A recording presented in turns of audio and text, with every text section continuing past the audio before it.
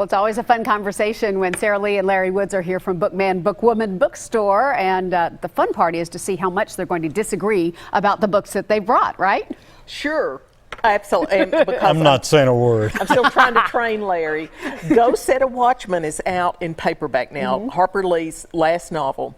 Maybe it's her last novel. We don't Maybe know. they'll find another. True.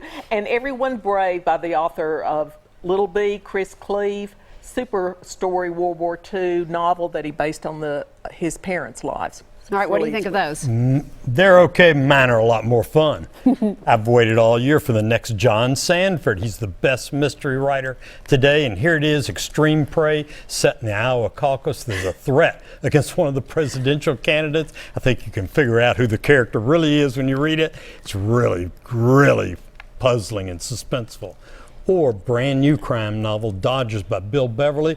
A group of gangbangers travel across the country by car from LA to Milwaukee to kill somebody, or at least they're going to try. I like your mysteries. Those look good. Oh, kids' books. Kids' books. You Made Me a Mother. Isn't this sweet? That's a great little story for Mother's Day for all the mothers or mothers-to-be. It's just a real cute pictures. It's a sweet story about being a mom. And what happens to your bath water?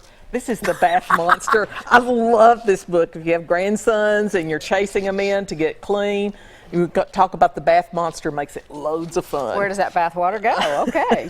Here are children's books that they can give mom for Mother's Day.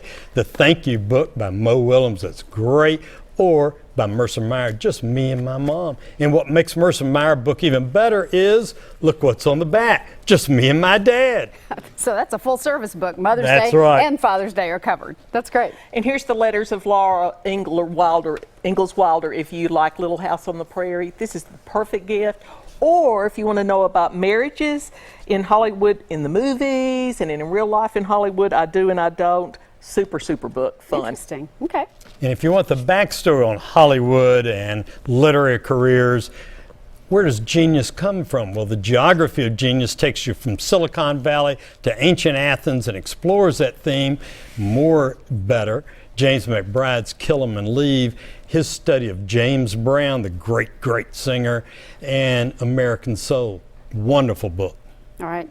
Are you a fan of either of those? Oh, I can't get Please, Eddie Murphy's James Brown. portrayal of James Brown in the hot tub out of my mind. Yeah, there's always that. Comes up. Quiet Neighbors is a super mystery. I read it in one sitting.